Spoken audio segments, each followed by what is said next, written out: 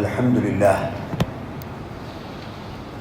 نعبده ونستعينه ونؤمن به ونتوكل عليه ونعوذ بالله من شرور أنفسنا ومن سيئات أعمالنا من يهده الله فلا مضل له ومن يضلل فلا هادي له أشهد أن لا إله إلا الله وحده لا شريك له وأشهد أن محمدًا عبده ورسوله أرسله بالهدى ودين الحق ليظهره على الدين كله ولو كره المشركون اللهم صل على محمد وعلى آل محمد كما صليت على إبراهيم وعلى آل إبراهيم إنك حميد مجيد اللهم بارك على محمد وعلى آل محمد كما باركت على إبراهيم وعلى آل إبراهيم إنك حميد مجيد أما بعد فإن خير الحديث كتاب الله وخير الهدي هدي محمد صلى الله عليه وسلم وشر الأمور محدثاتها وكل محدثة بدعة وكل بدعة ضلالة وكل ضلالة في النار يا أيها الذين آمنوا اتقوا الله حق تقاته ولا تموتن إلا وأنتم مسلمون أعوذ بالله من الشيطان الرجيم إنا نحن نحيي الموتى ونكتب ما قدموا وآثارهم وكل شيء أحصيناه في إمام مبين ബഹുമാന്യരായ സഹോദരന്മാരെ സഹോദരികളെ, സമീഉം ബസീറുമായ എല്ലാ കാര്യങ്ങളെയും നിയന്ത്രിക്കുന്ന, അടക്കി ഭരിക്കുന്ന സർവാധിനാഥനായ അള്ളാഹുവിനെ സൂക്ഷിച്ചുകൊണ്ട് അവൻ്റെ വിധിവിലക്കുകൾ കഴിവിൻ്റെ പരമാവധി ജീവിതത്തിൽ പാലിച്ചുകൊണ്ട് തഖ്വയോടെ ജീവിക്കണമെന്ന് എന്നോടും നിങ്ങൾ ഓരോരുത്തരോടും ഞാൻ ഉണർത്തുകയാണ്. എന്താണ് വഖഫ്? ഇസ്ലാമിൽ വഖഫിനുള്ള സ്ഥാനം എന്താണ്? എന്താണ് വഖഫിൻ്റെ നിബന്ധനകൾ? ആരാണ് ഇസ്ലാമിൽ ആദ്യമായി വഖഫ് ചെയ്തത്? ഇങ്ങനെ കാര്യങ്ങൾ വിശ്വാസികൾ എന്ന നിലക്ക് നമ്മൾ മനസ്സിലാക്കേണ്ടത് വളരെ അനിവാര്യമാണ്. കാരണം രാജ്യത്തൊട്ടാകെ ചർച്ച ചെയ്യപ്പെടുന്ന ഒരു വിഷയമായി വഖഫ് മാറിയിട്ടുണ്ട്. അതുകൊണ്ട് തന്നെ എന്താണ് വഖഫ്? എന്തുകൊണ്ടാണ് ഇസ്ലാം അങ്ങനെ വഖഫ് നിയമമാക്കിയത്? ഏതൊക്കെ കാര്യങ്ങളാണ് അതിൽ വഖഫ് ചെയ്യുന്ന ആൾ പാലിക്കേണ്ടത്? ഇങ്ങനെയുള്ള വളരെ അത്യാവശ്യമായ മുഴുവൻ കാര്യങ്ങളുമല്ല എൻ്റെ ഖുത്ബയുടെ സമയത്ത് ഒതുങ്ങി നിന്നുകൊണ്ട് മനസ്സിലാക്കാൻ പറ്റുന്ന കാര്യങ്ങൾ ഇൻഷാ അള്ളാഹ് ഞാൻ പറയാം. വഖഫ് എന്ന് പറയുന്നത് ഏതെങ്കിലും ഒരു ഭൂമി, അതല്ലെങ്കിൽ ഒരു കെട്ടിടം, അതല്ലെങ്കിൽ ഒരു സ്വത്ത്, അത് അള്ളാഹുവിന് വിട്ടുകൊടുക്കുന്നു എന്ന് വെച്ചാൽ, അങ്ങനെ അള്ളാഹുവിന് വിട്ടുകൊടുത്താൽ അത് വിൽക്കാനോ ക്രയവിക്രയം ചെയ്യാനോ ദാനം കൊടുക്കാനോ അനന്തരമെടുക്കാനോ പാടില്ല. ഈ പറഞ്ഞ കാര്യങ്ങളൊന്നും പാടില്ല. പിന്നെ അത് വിൽക്കലോ വാങ്ങലോ ആർക്കെങ്കിലും ദാനം കൊടുക്കലോ അതല്ലെങ്കിൽ അതിൻ്റെ സ്ഥലത്തിൽ നിന്ന് അത് മാറ്റലോ ഒന്നും പാടില്ല. അങ്ങനെയുള്ള കർശനമായ നിബന്ധനയുള്ള ഒന്നാണ് വഖഫ് എന്ന് പറയുന്നത്. അൽ വഖഫുലില്ല, അള്ളാഹുവിനുള്ളതാണ് വഖഫ്. അപ്പോൾ ഇംസാക്കുൽ അസ്ൽ, അതിൻ്റെ അസ്ൽ, ആ വസ്തു അവിടെ നിലനിർത്തുന്നു, അത് സൂക്ഷിക്കുന്നു, അതിനെ കാത്തു സൂക്ഷിക്കുന്നു. എന്നിട്ട് അതിൽ നിന്ന് കിട്ടുന്ന വരുമാനം, ആദായം അത് പൊതുവിഷയങ്ങളിൽ ചെലവഴിക്കുന്നു. ഷർത്ത് വെച്ചിട്ടില്ലെങ്കിൽ, വഖഫ് ചെയ്ത ആൾ ഷർത്ത് വെച്ചിട്ടില്ലെങ്കിൽ അത് പൊതു കാര്യങ്ങൾക്ക് വേണ്ടി അത് ചെലവാക്കുന്നു. ഉദാഹരണത്തിന് ഒരു സ്ഥലത്ത് ഒരു കെട്ടിടമുണ്ട്, ഒരു പീഡിക കെട്ടിടം. അതിൻ്റെ ഉടമസ്ഥൻ അത് വഖഫ് ചെയ്തു. അപ്പോൾ ആ പീഡിക അള്ളാഹുവിൻ്റെ സബീലിൽ അയാൾ വഖഫ് ചെയ്തു. ആ പീഡികയ്ക്ക് വാടക കിട്ടുന്നുണ്ട്. ആ വാടകകളെല്ലാം സംഭരിച്ചുകൊണ്ട് ഒന്നുകിൽ അതുകൊണ്ട് അനാഥയെ സംരക്ഷിക്കുക, അതല്ലെങ്കിൽ മദ്രസയിൽ പഠിപ്പിക്കുന്ന അധ്യാപകരുടെ ശമ്പളം, മുസ്ലിം സമൂഹത്തിൻ്റെ കുട്ടികളെ പഠിപ്പിക്കാനാണല്ലോ മദ്രസ, ആ മദ്രസയിലെ അധ്യാപകരുടെ ശമ്പളം ആ പീഡികയുടെ വാടകതയിൽ നിന്ന് ചെലവാക്കുക, അതല്ലെങ്കിൽ പള്ളിയുടെ പരിപാലനത്തിന് ചെലവിന് ആ വഖഫ് ചെയ്ത ആ പീഡികയുടെ ആദായം ചെലവാക്കുക. അത് വളരെ സിമ്പിളാണ്, നിങ്ങൾക്ക് മനസ്സിലാക്കാൻ പറ്റുന്ന കാര്യങ്ങളാണ്. അങ്ങനെ ഉള്ള വഖഫ് സമ്പത്തുക്കൾ അത് സദഖത്തുൻ ജാരിയായിട്ട് മാറും. ഞാൻ നേരത്തെ നിങ്ങളോട് പറഞ്ഞതാണ് എന്താണ് സദഖ ജാരിയ എന്നുള്ളത്. അത് സദഖ ജാരിയായിട്ട് പരിഗണിക്കപ്പെടും. അതായത് നിരന്തരമായി ഈ വഖഫ് ചെയ്ത വ്യക്തിക്ക് അയാൾ ഈ ഭൂമിയിൽ ഹയാത്തിലുള്ളപ്പോഴും മരണപ്പെട്ടതിന് ശേഷം പരലോകത്തും അതിൻ്റെ പ്രതിഫലം അയാൾക്ക് വന്നുകൊണ്ടേയിരിക്കും, അതിൻ്റെ കൂലി അയാൾക്ക് കിട്ടിക്കൊണ്ടേയിരിക്കും. അതിൽപ്പെട്ട പ്രധാനപ്പെട്ട ഒരു വഖഫിൻ്റെ ഉദാഹരണമാണ് ബനു നജ്ജാർ ഗോത്രത്തിൻ്റെ കയ്യിലുള്ള ഭൂമി. മുഹമ്മദ് മുസ്തഫ സല്ലല്ലാഹു അലൈഹി വസല്ലം മദീനയിൽ വന്നപ്പോൾ ഒരു പള്ളി ഉണ്ടാക്കാൻ വേണ്ടി അവരോട് വില പറഞ്ഞു. ബനു നജ്ജാർ അൻസാരികളിലെ ഒരു പ്രമുഖമായ ഗോത്രമാണ്. ആ ഗോത്രക്കാരുടെ ഭൂമിയാണത്. ആ ഭൂമി പള്ളി ഉണ്ടാക്കാൻ അനുയോജ്യമാണ്. നബി സല്ലല്ലാഹു അലൈഹി വസല്ലമക്ക് അത് ഇഷ്ടപ്പെട്ടു. അപ്പോൾ നബി പറഞ്ഞു, സാവിമൂനി, അതിൻ്റെ വില എത്രയാണെന്ന് പറയൂ, ഞാനത് തരാം, അത് എനിക്ക് വിട്ടു തരണം. അപ്പോൾ ബനു നജ്ജാർ ഗോത്രക്കാർ പറഞ്ഞു, ലാ നത്ലുബു സമനഹു ഇല്ലാ മിനല്ലാഹ് ഇല്ലാ ഇലല്ലാഹ്, ഒരിക്കലും ഞങ്ങൾ അതിൻ്റെ വില വാങ്ങുന്നില്ല അള്ളാഹിനോടല്ലാതെ. അതായത് ഞങ്ങൾക്കതിൻ്റെ വില നൽകേണ്ടത് അള്ളാഹുവാണ്. അഥവാ ഞങ്ങൾ അള്ളാഹുക്ക് വേണ്ടി അത് ദാനം ചെയ്തിരിക്കുന്നു, വഖഫ് ചെയ്തിരിക്കുന്നു, ഞങ്ങൾക്കതിൻ്റെ വില ആവശ്യമില്ല. അങ്ങനെയാണ് നബി സല്ലല്ലാഹു അലൈഹി വസല്ലം സമാധാനത്തിലൂടെ നബിയും സഹാബത്തും ദിവസങ്ങളോളം പണിപ്പെട്ട് അവിടെ ഒരു പള്ളി ഉണ്ടാക്കിയത്. കല്ലുകളും മണ്ണും ഈത്തപ്പനയുടെ ഓലയും അതുപോലെയുള്ള നിർമ്മാണ വസ്തുക്കളും ചുമന്നു കൊണ്ടുവന്ന് സമാധാനമായിട്ടാണ് എല്ലാവരും ഒന്നിച്ച് സേവനം ചെയ്താണ് മസ്ജിദ് നബി കെട്ടിപ്പടുത്തത്. അന്ന് നബി സല്ലല്ലാഹു അലൈഹി വസല്ലം ഉണ്ടാക്കിയ പള്ളിയിൽ നിന്ന് ഒരുപാട് വ്യത്യാസമാണ് ഇന്ന് നമ്മൾ ചെല്ലുന്ന മസ്ജിദ് നബവി. അത് ഒരുപാട് വിശാലമായി, അതിൻ്റെ പരിസര പ്രദേശങ്ങളിലൊക്കെയുള്ള പ്രദേശങ്ങളിലേക്ക് അതിൻ്റെ വ്യാപ്തി വർദ്ധിച്ചു. സ്വാഭാവികമാണ്, കാരണം ലക്ഷക്കണക്കിന് ആളുകളാണ് അവിടെ ഇപ്പോൾ നമസ്കരിക്കാൻ ചെല്ലുന്നത്. ലക്ഷമല്ല, അതിനപ്പുറത്തേക്ക് എത്തും. അത്രമാത്രം ആളുകളാണ് അവിടെ ചെല്ലുന്നത്. അതിനനുസരിച്ചുള്ള വികസനം വേണം.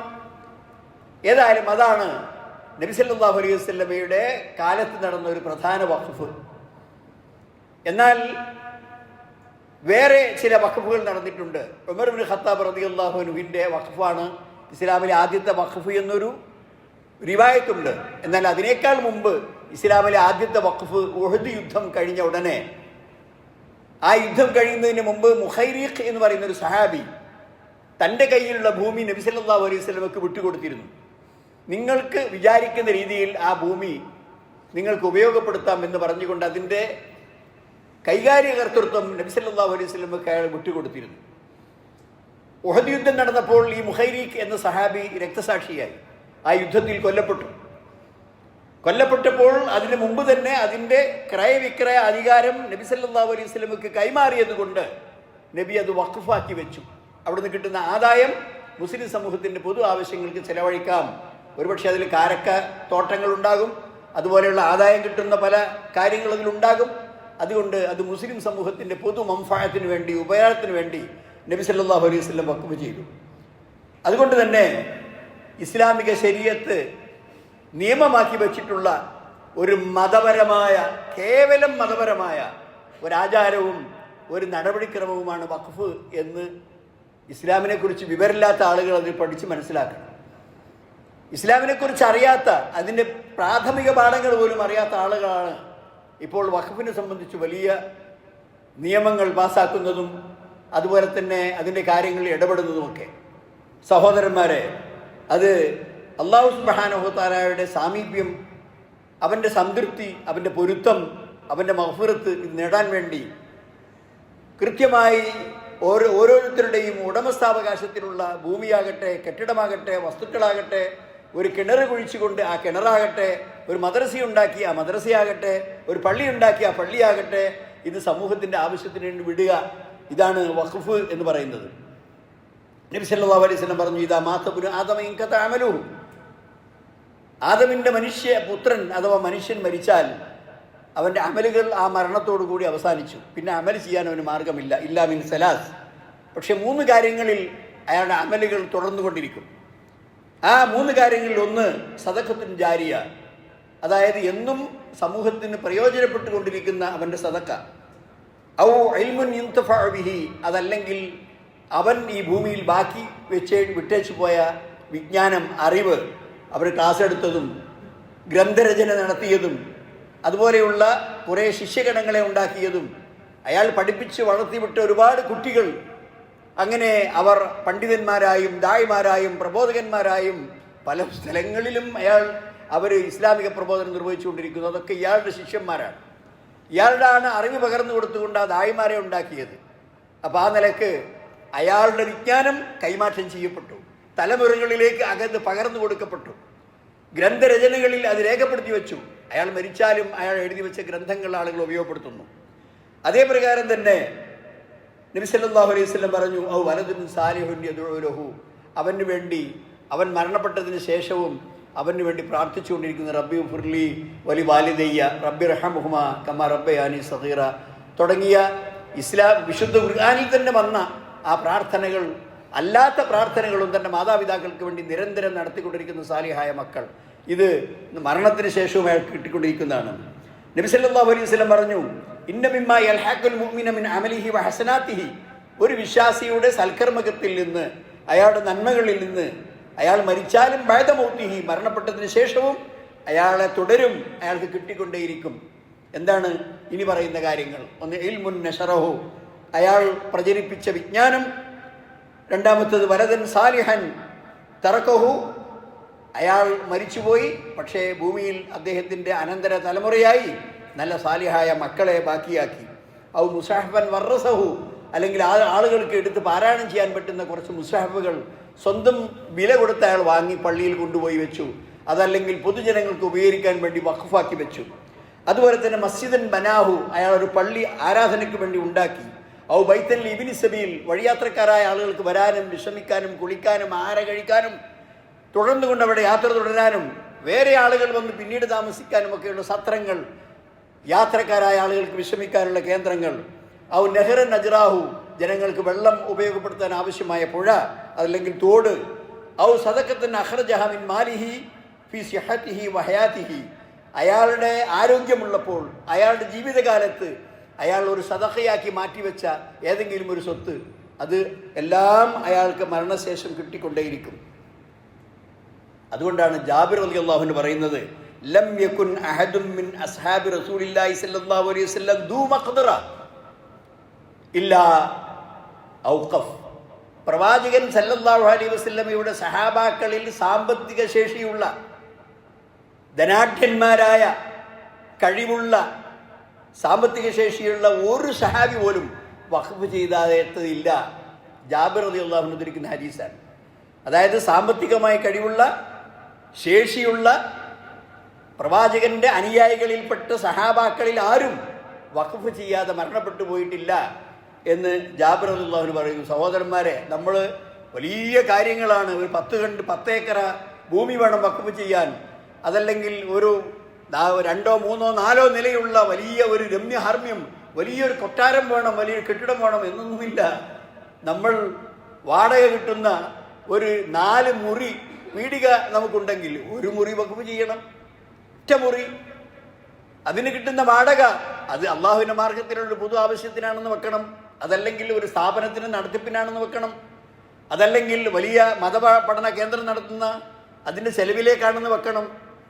ഖലാസ്, അത് വെച്ചതോടുകൂടി അത് അതിനുള്ളതാണ്, അതിൻ്റെ കൂലി ഈ വാഖിഫിന് കിട്ടിക്കൊണ്ടേയിരിക്കും എന്ന് നമ്മൾ മനസ്സിലാക്കണം. അതുകൊണ്ട് തന്നെ ഇങ്ങനെ വഖഫ് ചെയ്യുന്ന ആള് ഒന്ന് ബാലിഗായിരിക്കണം, പ്രായപൂർത്തി എത്തിയ ആൾക്കേ വഖഫ് ചെയ്യാൻ പറ്റുള്ളൂ. മറ്റൊന്ന് ആഖിലായിരിക്കണം, ബുദ്ധിക്ക് തകരാറ് സംഭവിക്കുന്ന ആളാവാൻ പാടില്ല. കാരണം അവൻ്റെ വഖഫ് അത് ആ ബുദ്ധിയില്ലാത്ത അവസരത്തിൽ ചെയ്ത വഖഫിന് വാലിഡ് അല്ല. അതേ പ്രകാരം തന്നെ അയാൾ എന്തായിരിക്കണം? സ്വതന്ത്രനായിരിക്കണം. ഒരു അടിമക്ക് വഖഫ് ചെയ്യാൻ നിവൃത്തിയില്ല. സ്വതന്ത്രനായ ബുദ്ധിയുള്ള പ്രായപൂർത്തി എത്തിയ ഒരാളാണ് വഖഫ് ചെയ്യേണ്ടത് എന്ന് വഖഫിൻ്റെ നിബന്ധനകളിൽ നാം മനസ്സിലാക്കണം. അതുപോലെ തന്നെ 2 തരത്തിലുള്ള വഖഫുണ്ട്. ഒന്ന് വഖഫുൽ അഹ്ലി, തൻ്റെ സ്വന്തം കുടുംബത്തിലെ കുട്ടികൾക്ക്, സന്താനങ്ങൾക്ക്, ഇനി വളർന്നു വരുന്ന എൻ്റെ കുടുംബത്തിലെ തലമുറകൾക്ക് കഴിയാൻ എന്ന് പറഞ്ഞുകൊണ്ട് ഒരു ധനാഢ്യൻ വഖഫ് ചെയ്യുന്നു. പഴയ ആ കുടുംബത്തിൽ ജനിക്കുന്ന, ആ കുടുംബത്തിൽ ഉണ്ടാകുന്ന കുട്ടികൾക്ക് മാത്രം പരിമിതപ്പെടുത്തി പുറത്തേക്ക് പോകാൻ പാടില്ല. അതിനാണ് വഖഫുൽ അഹ്ലി എന്ന് പറയുന്നത്. വേറെ ഒരു വഖഫുണ്ട്, എന്താണ്? വഖഫുൽ ഖൈരി. അത് എല്ലാ സമൂഹത്തിനും, മുസ്ലിം സാമാന്യമായി എല്ലാ മുസ്ലിങ്ങൾക്കും ഉപകാരപ്പെടാൻ വേണ്ടി, പൊതു ആവശ്യത്തിന് വേണ്ടി ആൾ വെക്കുന്ന വഖഫ്, അതിന് വഖഫുൽ ഖൈരി എന്ന് പറയും. 2 തരത്തിലുള്ള വഖഫുണ്ട് എന്ന് നമ്മൾ മനസ്സിലാക്കണം. മാത്രമല്ല, ഈ വഖഫ് എന്ന് പറയുന്നത് അങ്ങനെ വഖഫ് ചെയ്തു കഴിഞ്ഞാൽ, നിയമപരമായി രേഖാപരമായി വഖഫ് ചെയ്തു കഴിഞ്ഞാൽ, ആ രേഖ ദുർബലപ്പെടുത്തുന്നതോ ഇല്ല, ഞാനത് ഇതിൽ നിന്ന് പിൻവാങ്ങാണ് എന്ന് പറഞ്ഞുകൊണ്ട് വഖഫ് ചെയ്ത ആൾ അതിൽ പിൻവാങ്ങാനോ പാടില്ല. ഇതൊരു തമാശയാണെന്നിട്ട് മനസ്സിലാക്കണ്ട. വഖഫ് ചെയ്ത ആൾക്ക് ആ വഖഫ് ശരിയായി കഴിഞ്ഞാൽ പിന്നെ ആ വഖഫ് രേഖ ദുർബലപ്പെടുത്താനോ അതിൽ നിന്ന് പിന്തിരിയാനോ പാടില്ല. പക്ഷേ ഒരാൾ, അയാൾക്ക് 10 കുട്ടികളുണ്ട്, 5 ആൾക്ക് എന്ന് പറഞ്ഞ ആൾ വഖഫ് ചെയ്തു, എന്നാൽ ആ വഖഫ് സഹീഹല്ല. 10 കുട്ടികൾക്കും വഖഫ് ചെയ്യുന്നുണ്ടോ? അതിൽ 5 പേർക്ക് മാത്രം വഖഫ് ചെയ്തു, ബാക്കി 5 പേരെ അയാൾ ഒഴിവാക്കിയിട്ടുണ്ടെങ്കിൽ അവിടുത്തെ ഖാദിയായ, കോടതിയിൽപ്പെട്ട ഖാദി ആ വഖഫ് ദുർബലപ്പെടുത്തും. കാരണം അയാൾ സന്താനങ്ങൾക്കിടയിൽ, കുട്ടികൾക്കിടയിൽ വിവേചനം കാണിച്ച ആളാണ്. അത് വാലിഡ് ആവില്ല. അതല്ലെങ്കിൽ ഹറാമായ ഒരു കാര്യത്തിന് അയാൾ വഖഫ് ചെയ്തു, തോന്നിവാസത്തിന്, അതായത് ഒരു പാട്ട് കച്ചേരി നടത്താൻ ഒരു സാല, ഒരു വലിയ ഹാള് അയാൾ വഖഫ് ചെയ്തു. അവിടെ നടക്കേണ്ടത് എന്താണ്? വലിയ സംഗീത ഉപകരണങ്ങൾ ഉപയോഗിച്ചുകൊണ്ട് പാട്ട് പാടി ആളുകൾ തമർക്കലാണ്. അതിന് പറ്റുമോ? പറ്റൂല. ഹറാമായ ഒരു കാര്യത്തിന് ഉപയോഗപ്പെടുത്താൻ വേണ്ടി വഖഫ് ചെയ്താൽ ആ വഖഫ് ദുർബലമാണ്. സഹോദരന്മാരെ, അതുപോലെ തന്നെ ഒരാൾ ധാരാളം കടമുണ്ട്, ഒരുപാട് ആൾക്ക് പൈസ കൊടുക്കാനുണ്ട്, എന്നിട്ടും അയാളുടെ സ്വത്ത് കൊണ്ടുപോയി വഖഫ് ചെയ്തു. ആ വഖഫ് വാലിഡ് അല്ല. കാരണം വഖഫ് ചെയ്യുക എന്ന് പറയുന്നത് സുന്നത്തുൽ മുഅക്കദ, അത് സുന്നത്തുപ്പെട്ടതാണ്. എന്നാൽ കടം വീട്ടുക എന്നത് പറതാണ്. കടത്തോടു കൂടി മരിച്ചു പോയാൽ പരലോകത്ത് പോലും അയാൾ കഠിനമായി ശിക്ഷിക്കപ്പെടും. മയ്യത്ത് പോലും അയാളെ മേൽ നമസ്കരിക്കാതെ, അങ്ങനെയുള്ള കടക്കാരൻ്റെ മയ്യത്ത് നമസ്കരിക്കാൻ നബി സല്ലല്ലാഹു അലൈഹി വസല്ലം മാറി നിന്നിട്ടുണ്ട്. അതുകൊണ്ട് കടം വളരെ ഗുരുതരമാണ്. അതുകൊണ്ട് കടമുള്ളവൻ വഖഫ് ചെയ്താൽ ആ വഖഫ് സ്വീകരിക്കാൻ പാടില്ല. അയാളെ കടം വീട്ടിലാണ് ആദ്യം എന്നത് നമ്മൾ മനസ്സിലാക്കണം. മാത്രമല്ല, ഇനി ഒരാൾ ചിലപ്പോൾ വഖഫ് ചെയ്യും, അതായത് എൻ്റെ മരണശേഷം എന്ന് പറഞ്ഞുകൊണ്ട് വഖഫ് ചെയ്യും. അങ്ങനെ മരണശേഷം എന്ന് പറഞ്ഞുകൊണ്ട് വഖഫ് ചെയ്താൽ അവിടെ അത് വസിയത്തിൻ്റെ കൂട്ടത്തിലാണ് പെടുക. അപ്പം അങ്ങനെയാകുമ്പോൾ ആ ഇന്ന ലാഭത്തിൽ അയാൾ വഖഫ് വസിയത്ത് ചെയ്തിട്ടുണ്ടെങ്കിൽ അയാളുടെ സമ്പത്തുക്കളിൽ 1/3 മാത്രമേ വഖഫായി പരിഗണിക്കാൻ പറ്റുള്ളൂ. മാക്സിമം ഒരാൾക്ക് വഖഫ് ചെയ്യാൻ പറ്റുന്നത് അയാളുടെ സ്വത്തിൻ്റെ 1/3. ബാക്കിയുള്ളത് അയാളുടെ അനന്തരാവകാശികൾക്കുള്ളതാണ്. അയാളുടെ മക്കളോ, ഭാര്യ, അതുപോലെ തന്നെ അയാളുടെ സന്താനങ്ങൾ, അനന്തരാവകാശമായ അയാൾക്ക് എടുക്കാൻ അവകാശമുള്ള ആളുകൾക്ക് അവകാശപ്പെട്ടതാണ്. അതുകൊണ്ട് സ്വത്ത് ഒന്നായിട്ട് മരണശേഷം ഒരാൾക്ക് പ്രത്യേകം എഴുതി വെക്കുക. ഇന്നാൾക്ക് കിട്ടരുതെന്ന് വെച്ചിട്ട് എഴുതി വെക്കുക. 2-3 പെണ്ണുങ്ങളുണ്ടെങ്കിൽ ഒരു പെണ്ണിന് കിട്ടാൻ പാടില്ല എന്ന് പറഞ്ഞിട്ട് എഴുതി വെക്കുക. അങ്ങനെയൊന്നും പാടില്ല. അതൊക്കെ അനീതിയാണ്. അതുകൊണ്ട് തന്നെ അങ്ങനെ ഉണ്ടെങ്കിൽ അത് പാടില്ല. അത് കൈകാര്യം ചെയ്യുന്ന ആളുകൾ ഇത് ദുർബലപ്പെടുത്തി യഥാർത്ഥമായ നീതി അവിടെ നടപ്പാക്കണമെന്നാണ് ഇസ്ലാമിൻ്റെ നിയമം. സഹോദരന്മാരെ, അതുപോലെ തന്നെ ഞാൻ നേരത്തെ പറഞ്ഞ മാതിരി വഖഫ് അത് വിൽപ്പന നടത്താനോ അതുപോലെ തന്നെ അതിൻ്റെ സ്ഥലത്തിൽ നിന്ന് അത് വേറെ എങ്ങോട്ടെങ്കിലും മാറ്റാനോ ഒന്നും അധികാരമില്ല. അതേസമയം നമ്മളൊരു ഭൂമി അത് വളരെയധികം ഉപയോഗശൂന്യമായി മാറി, കുറേ കാലത്തെ പഴയകാല വഖഫാണ്, അതൊരു ഉപയോഗശൂന്യമായി മാറി. അവിടുന്ന് ഇനി പ്രത്യേകിച്ച് ഒരു വരുമാനങ്ങളും വഖഫിൻ്റെ വരുമാനങ്ങളും കിട്ടാനില്ല. വാഖിഫ് മരണപ്പെട്ടു പോയി. എന്നാൽ അത് കൈകാര്യം ചെയ്യുന്ന ആളുകൾക്ക് കൂടിയാലോചന നടത്തി കോടതിയുടെ അനുവാദത്തോടു കൂടി, ഈ ഉത്തരവാദപ്പെട്ട ഡിപ്പാർട്ട്മെൻറ്റിൻ്റെ അംഗീകാരത്തോടു കൂടി അത് വിറ്റ് അതിനേക്കാൾ മെച്ചപ്പെട്ട ഒരു അഫ്ളലായ ഒരു ഉപകാരം ആ പണം കൊണ്ട് വാങ്ങി അത് വഖഫിനായി ഉപയോഗപ്പെടുത്തുന്നതിന് ഇസ്ലാം വിലക്കുന്നില്ല എന്ന് നമ്മൾ മനസ്സിലാക്കണം. സഹോദരന്മാരെ, ഇത്തരം കാര്യങ്ങൾ വഖഫുമായി ബന്ധപ്പെട്ടതാണ്. അത് നമ്മൾ വളരെയധികം സൂക്ഷ്മതയോടുകൂടി, അതായത് വഖഫ് എന്ന് പറയുന്നത് അള്ളാഹുവിൻ്റെ മുമ്പിൽ നാം നടത്തുന്ന ഒരു ആരാധനാകർമ്മമാണ്, ഒരു വലിയ സൽക്കർമ്മമാണ്, ഒരു വലിയ സദഖാ ജാരിയയാണ്. അത് ഇസ്ലാമിൻ്റെ ഒരു അലംഘനീയമായ നിയമമാണ്. അത് മുസ്ലിങ്ങൾ തലമുറകളായി 1400 വർഷങ്ങളായി ആചരിച്ചു വരുന്നതാണ്. ഒരു രാജ്യത്തിൻ്റെയോ ഒരു സമൂഹത്തിൻ്റെയോ ഒന്നും ഒരു അതിർത്തി അതിന് ബാധകമല്ല. എല്ലാ ആളുകളും ചെയ്തിട്ടുണ്ട്. എല്ലാ രാജ്യക്കാരും അള്ളാഹുവിൽ ഭയപ്പമുള്ള മുസ്ലിങ്ങളായ ആളുകൾ അവർ ഏത് നാട്ടുകാരാണെന്നോ ഏത് ഭാഷക്കാരാണെന്നോ ഏത് ദേശക്കാരാണെന്നൊന്നും വ്യത്യാസമില്ലാതെ ഒരുപാട് വഖഫുകൾ നമുക്ക് കാണാൻ സാധിക്കും. ഇപ്പോൾ തന്നെ നമ്മുടെ മക്കയിലുള്ള പല കെട്ടിടങ്ങളും അതിൻ്റെ രസീറ്റ് എഴുതുമ്പോൾ ഉസ്മാൻ ബിൻ അഫ്ഫാൻ റളിയല്ലാഹുവിൻ്റെ പേരിലാണ് എഴുതുന്നതെന്ന് പറഞ്ഞു കേട്ടിട്ടുള്ളത്. എന്ന് പറഞ്ഞാൽ അക്കാലത്ത് വഖഫ് ചെയ്ത ഭൂമിയിൽ സ്ഥാപിക്കപ്പെട്ട വാടക കെട്ടിടങ്ങളുടെ രസീറ്റ് അത് എഴുതുന്നതിൻ്റെ വസൽ എന്ന് പറയും അറബിയിൽ. ആ വസൽ എഴുതുന്നത് പോലും അദ്ദേഹത്തിൻ്റെ പേരിലാണ്. അപ്പോൾ നോക്കണം നിങ്ങൾ എത്ര കാലപ്പഴക്കം. അതാണ് ഇസ്ലാമിൽ വഖഫ് ഒരു വിശുദ്ധമായ കർമ്മമാണ്. അള്ളാഹുവിന് പൊരുത്തമുണ്ടാക്കുന്ന ഒരു കർമ്മമാണ്. അത് അതേമാതിരി നിലനിൽക്കണം. അതിൽ കയ്യേറ്റങ്ങൾ പാടില്ല. അതിൽ തോന്നിയ മാതിരി മറ്റുള്ളവർക്ക് അത് കൈകാര്യം ചെയ്യാൻ പാടില്ല. അതൊരു മതവിഷയമാണ്, ഒരു മതാചാരമാണ്. മുസ്ലിങ്ങൾക്ക് മൗലികമായി അവകാശപ്പെട്ട ഭരണഘടന അനുവദിക്കുന്ന മൗലികമായ കാര്യങ്ങളിൽപ്പെട്ടതാണ്. അതങ്ങനെ തന്നെ നിലനിൽക്കണം. അള്ളാഹു സുബ്ഹാനഹു വ തആല തരത്തിൽ ഏതോ നല്ല മനുഷ്യന്മാർ മുസ്ലിം സമൂഹത്തിൻ്റെ ഉപകാരത്തിന് വേണ്ടി വിട്ടേച്ചു പോയ വഖഫ് സ്വത്തുക്കൾ അത് അതേപടി നിലനിൽക്കാനും അതിൻ്റെ സംരക്ഷണം സാധ്യമാകാനും അള്ളാഹു സുബ്ഹാനഹു വ തആല നമുക്ക് തൗഫീഖ് നൽകുമാറാകട്ടെ.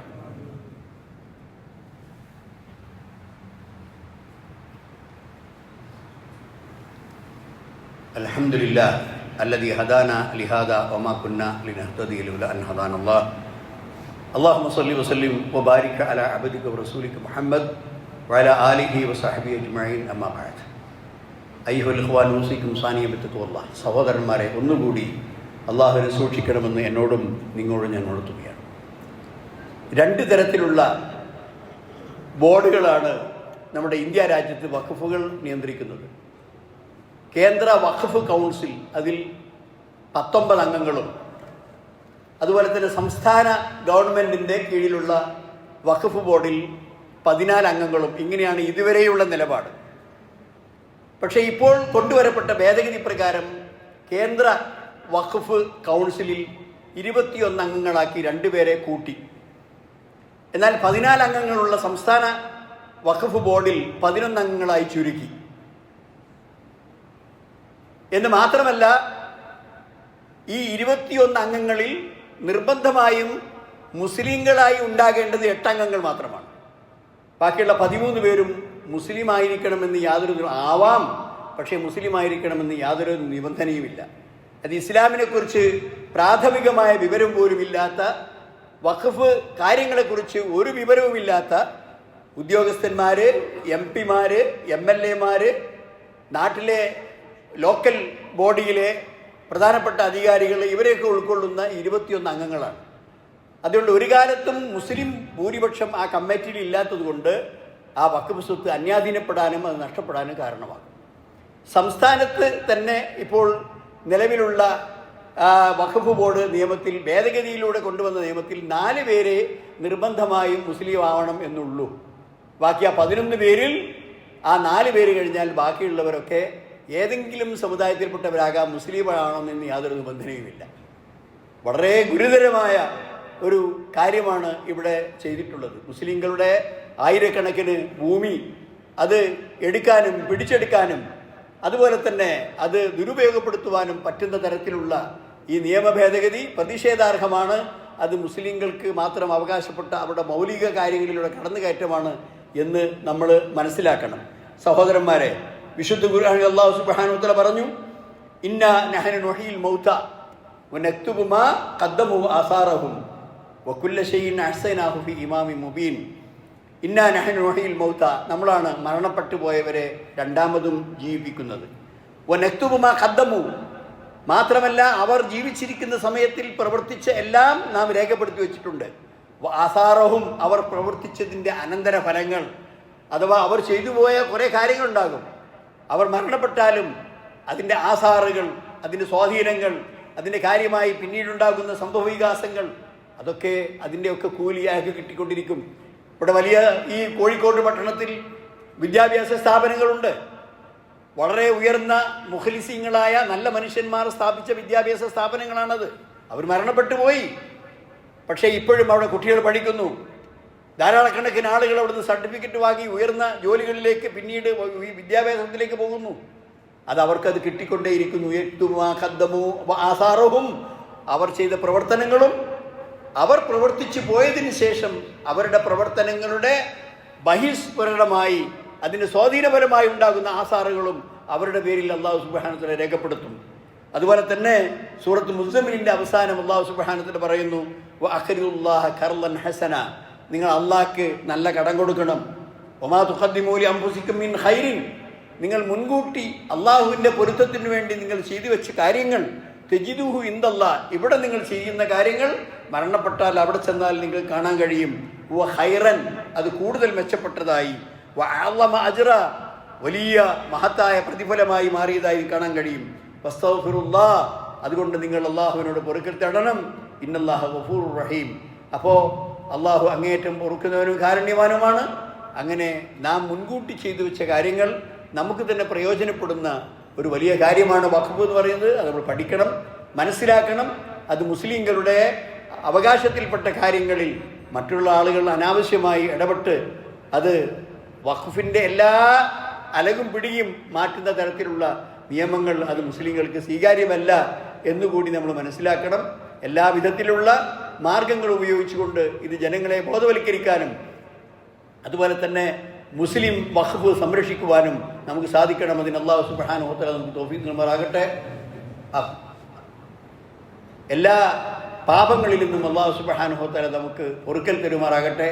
നമ്മുടെ മാതാപിതാക്കൾക്ക് ജീവിച്ചിരിക്കുന്നവർക്ക് അല്ലാഹു ആഫിയത്തും ആരോഗ്യവും കൊടുക്കുകയും മരണപ്പെട്ടവർക്ക് അല്ലാഹു മഗ്ഫിറത്തും മർഹമത്തും കൊടുക്കുകയും ചെയ്യുമാറാകട്ടെ.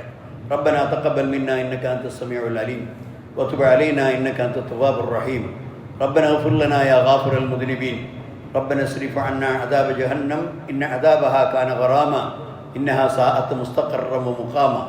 ربنا هب لنا من أزواجنا وذرياتنا قرة أعين واجعلنا للمتقين إماما.